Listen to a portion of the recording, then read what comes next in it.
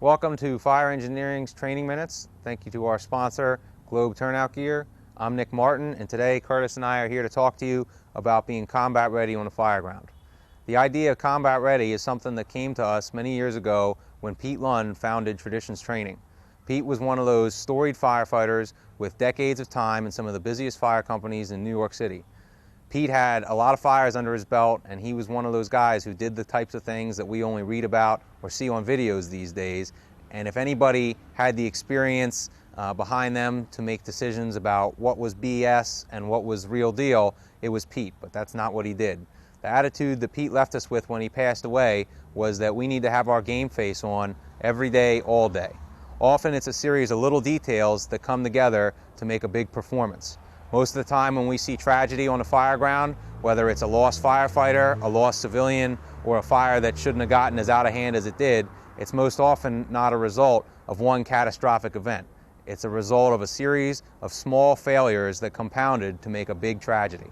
So what we need to do, whether we're career or volunteer, whether it's our first day in the firehouse or our last day before we retire, is everything that we need to do, or everything we do, needs to be focused on being 110% ready every time we go out the door.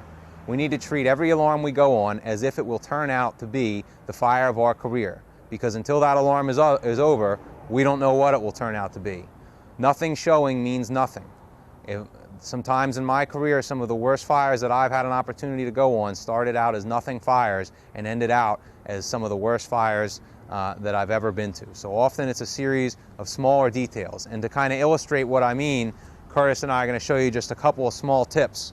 One of the things I used to do, being left-handed, is throughout my turnout gear, all my supplies are up and down my left side. Well, also when I come off of the rig, whether I'm carrying a set of irons or a hose line on my shoulder, that's on my left side too. So now when I would go to find a door chock, all my door chocks were on my left side, and I end up having to put down what I was carrying in order to access them. Realizing that problem, I now store all my door chocks in my right pocket on my pants so that I can easily get to them without having to put down the important tools that I'm carrying on my left side. Other small details that make a big difference are checking out our equipment. Curtis is checking out our rescue saw. A couple of things he's looking at is, do we have the right blade? Is the blade in good condition? Is the arbor on there tight? Do we need to replace that blade? How about our fluids? Do we have a full tank of gas? If this is a chainsaw, do we have bar oil in it? Is it all topped off? Not just mostly full, but is it to the brim full so it has every second we need on it?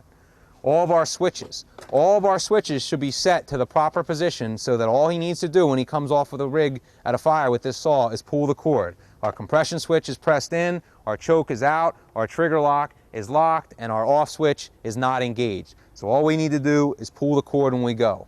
On the engine company, what we do is we fight fire, right? Our biggest tool here is our nozzle. Do we check our nozzles every day when you get assigned the nozzle position?